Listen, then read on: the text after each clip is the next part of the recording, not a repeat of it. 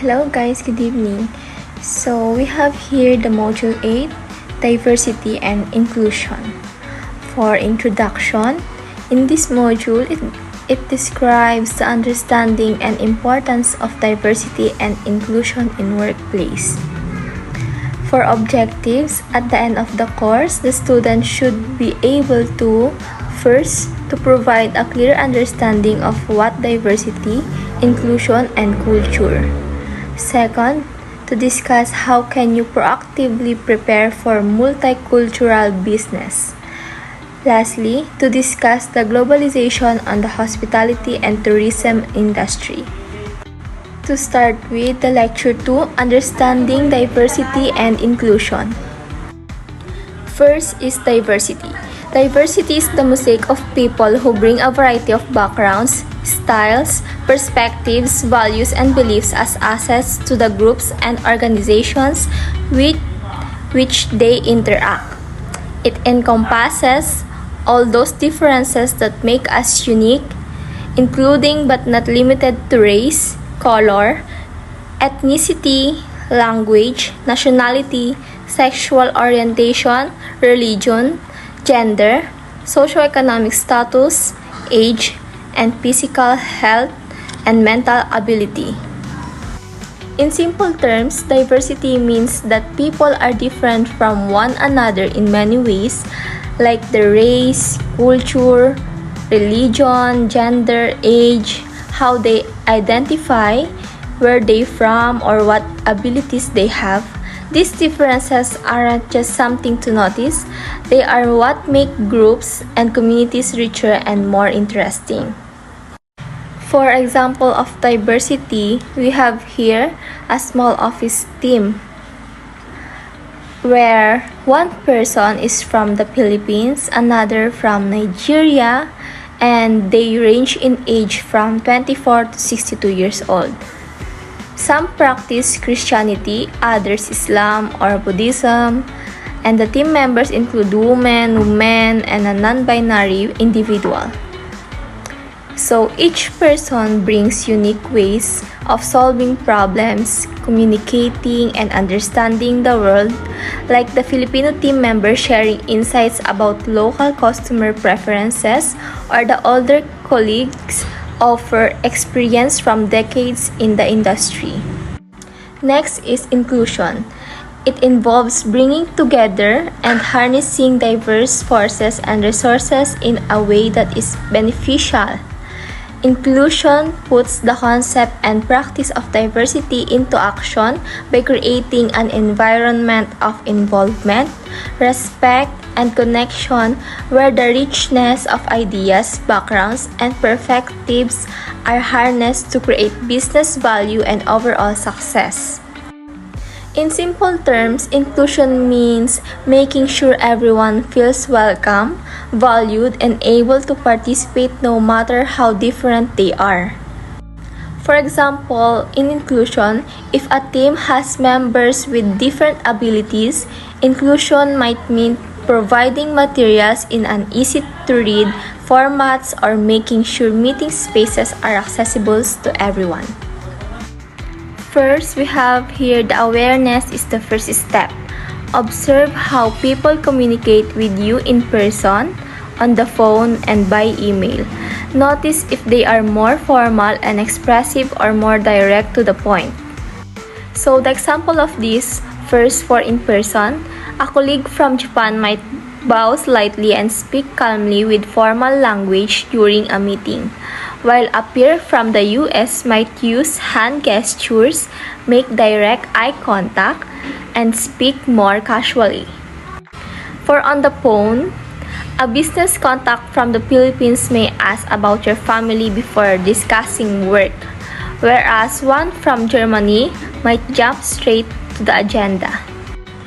For by email, a partner from France could send detailed, polite messages with long paragraphs, while someone from Australia may write short, straightforward notes.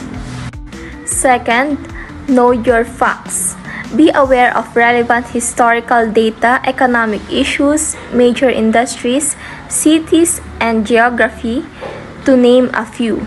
There is nothing more embarrassing than not knowing your geography while working in a new country.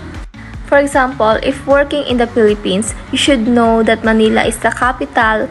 Major industries include business, process outsourcing, and manufacturing, and the country has a story of Spanish and American colonization. Third one is hone your cultural rapport. Sometimes when managing international business relationships, you need to go beyond your personal comfort zone. So, what does that mean? For example, if doing business in Saudi Arabia, you might need to adjust to gender segregated meeting spaces and take time for coffee and small talk before discussing contracts, even if you prefer to get straight to work. Okay? So the last one is keep in mind that we are homogenizing as a global culture. So we can't ever take cultural tendencies for granted. So the example for number 4, for example, in the Philippines, traditional fiestas are still widely celebrated, but modern workplaces often use global tools and follow international business norms that blur cultural lines. So you can't assume all interactions would follow long-standing and local customs. Globalization and the hospitality and tourism industry. Globalization has greatly affected the tourism industry. People from newly developed countries now travel in large numbers. As such, diversity has become an increasingly strategic component of the tourism and hospitality industries. The need of diversity training is serious and urgent because diverse customers have different cultures and traditions that have to be dealt with. Otherwise, they will be unsatisfied customers. Globalization has made tourism and hospitality more diverse, as people from different countries travel more. This means business must understand different culture to keep customers satisfied. If they failed, unhappy customer can easily share negative experience online, damaging the company's reputation. Globalization increased diversity, so companies must train employees and management diversity well to keep customer happy and maintain a good reputation. Because of this, employees need proper training to handle cultural differences. However, creating a diverse workplace has challenges, such as aligning diversity efforts with company goals and making sure plans are actually implemented with enough support and resources. Let's talk about the challenge of diversity in the workplace. However, building a diverse workplace certainly comes with its unique challenges. Here are 5 of the most common challenges employers face in their DEI journey. Number 1, aligning diversity practice with unique organizational goals. Implementing diversity in the workplace is a huge commitment, and there's no handbook you can just borrow from other organizations. Every company has a unique set of goals, and your diversity practices must align with them to be successful. This means considering the specific culture you have in place and figuring out where you want to go. Aligning diversity with company goals. Each company must create its own diversity plan that fits its unique needs, not copy others. Number 2, moving from design to implementation. You can design the most thoughtful and detailed-oriented diversity program, but if there's nobody to carry them out, then it serves no purpose. That's why you need to ensure you have the team, support, and resources to move your diversity initiatives from design to implementation. Secure leadership buy-in so you have support moving forward. And make sure your team is on board and ready to take actions. From design to implementation, a diversity plan is useless if not applied. Companies need support people and resources to make it work. Number 3. Training management. It is essential because leaders and managers play a key role in shaping workplace culture.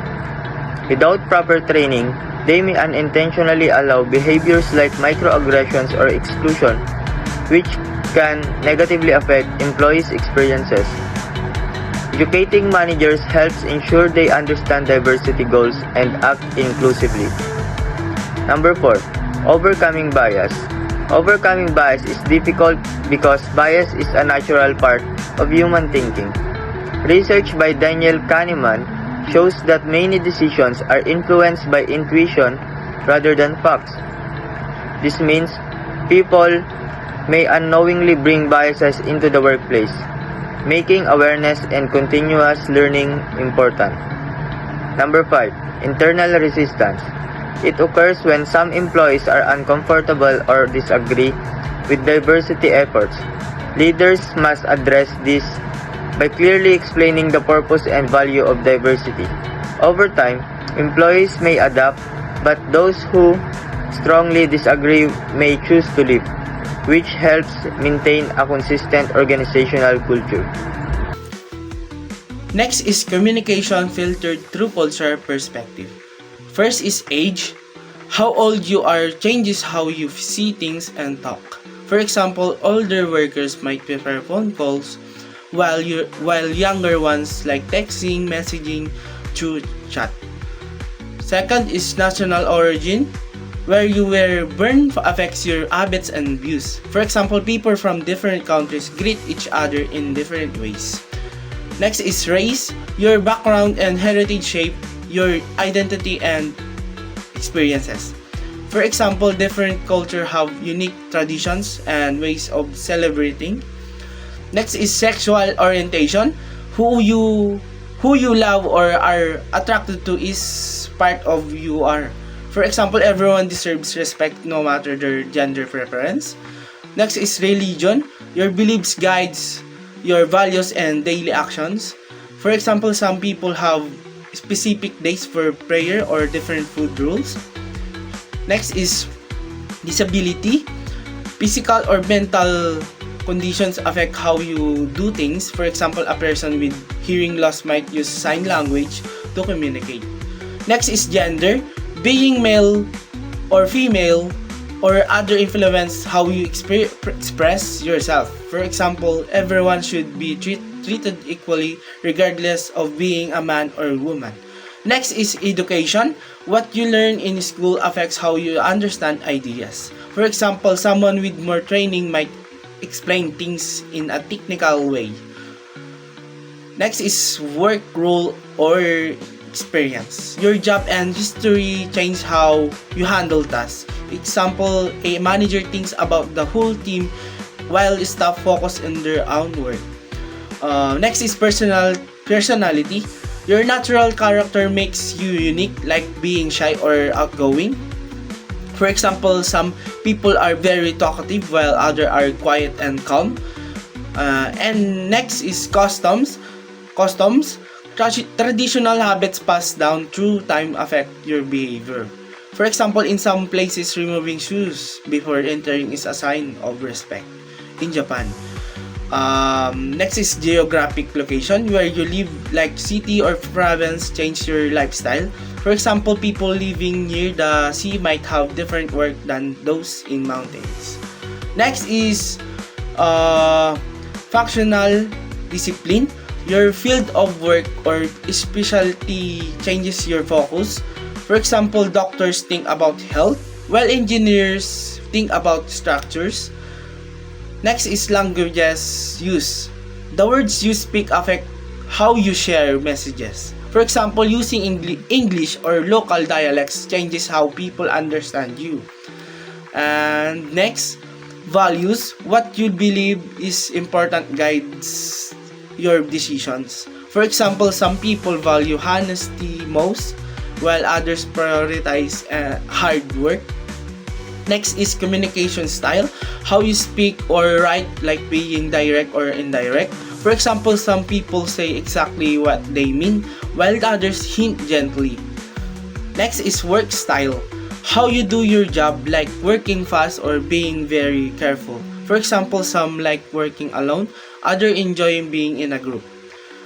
Next is learning style. How you understand new things best, like reading or doing. For example, some learn by watching videos, others by practicing hands-on.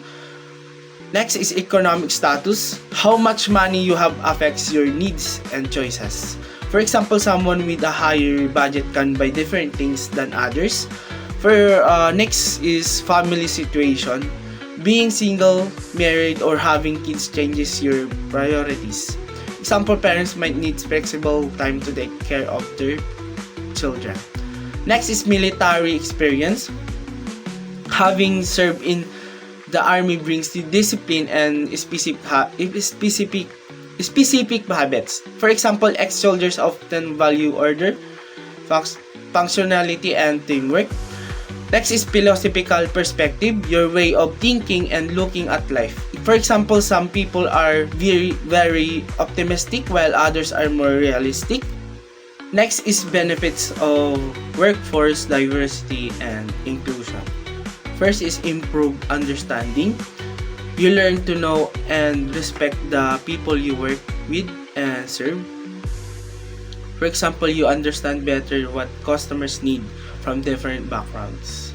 Next is reaching full potential. Everyone feels welcome and free to do their best work. For example, no one is held back, so talents are used well. Next is multiple perspectives. Different people give new ideas and ways to solve problems. For example, one problem gets many good solutions because everyone thinks differently. Next is better performance. The team works smarter and gets better results. For example, projects are finished faster and with higher quality. Next is increased productivity. People work harder and more efficiently when they are happy. For example, tasks are done quickly because everyone helps each other. Next is higher retention rates. Employees stay longer in the company and don't leave often. For example, workers feel valued so they want to stay for years. Next is boost morale. The mood at work becomes positive and happy. For example, people smile more and enjoy coming to work every day. Next is improve customer relations. Clients feel comfortable and understood by the staff. For example, customers trust the business more and keep coming back.